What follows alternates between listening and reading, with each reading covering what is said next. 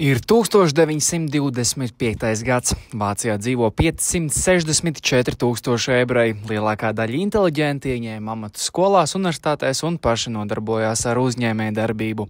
25 gadu laikā ebreju skaits ir samazinājies 15 reizes. Polijā samazinājums vairāk nekā 40. Lielākā daļa iznīcināti, daudz izbraukuši un pametuši mājas. Šie dati ievad lielāko masu iznīcināšanas traģēdiju – holokaustu. Taču kā tik liela masa noziedzība bija iespējama? Antisemītisms kļuva par noteicošo virzību 80 miljoniem cilvēku. Cilvēki, kuri vakar bija draugi, jau rīt varēja kļūt par nācijas ienaidniekiem, kuri jānodod un jārestē. Absurds, taču vācu tauta dedzīgi sekoja varai. Cilvēki akli mainīja savu attieksmi, bet kādēļ? Ja visi, tad es arī. Trešā reiha propaganda bija vērsta uz vienu mērķi – vienot domas. Lielākā daļa iedzīvotāji nebija pārliecināti nacisti, bet sekoja, jo akli ticēja, trūka zināšana un bija elementi, kas iedarbojās uz cilvēku psihi un radīja iespaidu, ka man arī tā jāizturās un jādomā. Šī ideja pielāgoties vairākumam ir daļai tas, ko vēlāk pētīja psihologs Solomons Ešs.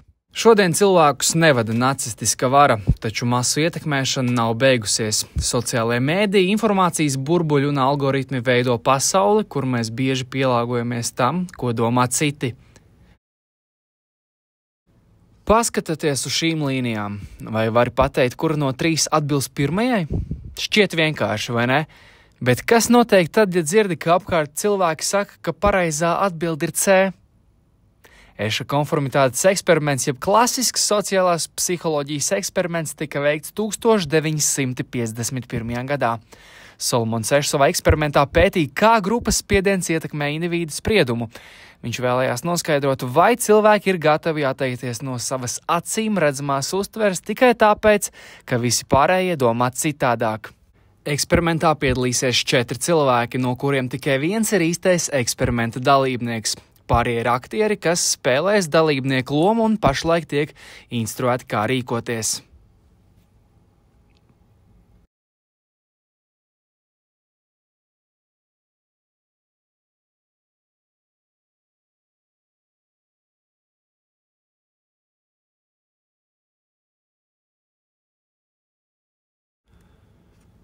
Uzdevums bija vienkāršs. Katram pēc kārtas bija jāpasaka, kura no 3 līnijām A, B vai C atbilst parauga līnijai.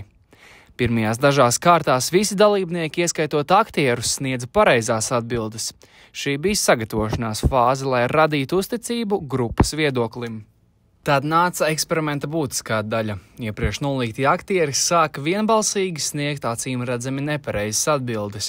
Eksperimenta dalībnieks sēdēja rindā kā pēdējais, tāpēc pirms viņa bija aktieri, kas apzināti kļūdījās. Tādējādi viņš nonāca spēcīga grupas spiediena situācijā. Eksperimentā tika pētīts, vai viņš piekritīs pārējiem vai saglabās neatkarīgu spriedumu.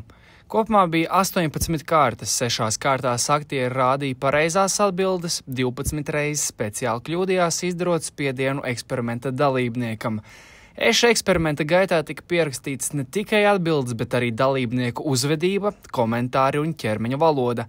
Reakciju, vai viņš saglabās savu viedokli, seko vairākumam, kļūst nedrošs, aizkaitināts, smejas vai apmulst. Eša konformitātes eksperimenta rezultāti parāda, ka indivīdi ir ievērojami pakļauti grupas spiedienam. No visiem eksperimenta dalībniekiem 75% vismaz vienu reizi piekrita grupas acīm redzami nepareizajai atbildēji.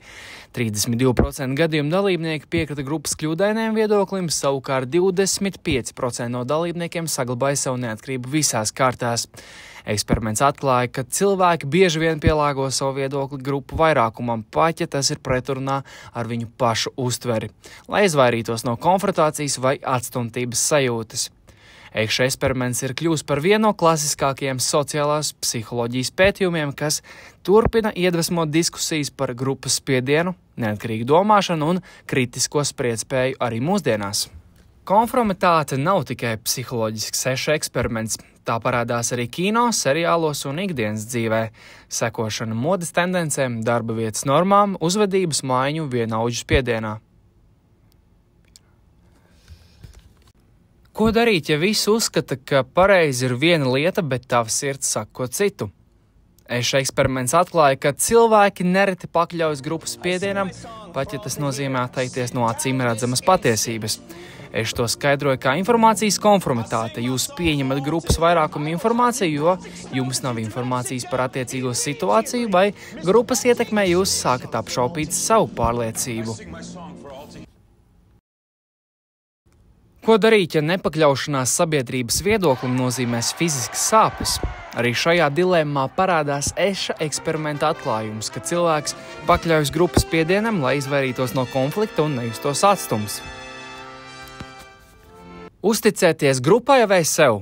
Vai man tiešām ir taisnība? Konformitāte dzīvo arī internetā. Domā pats, domā kritiski.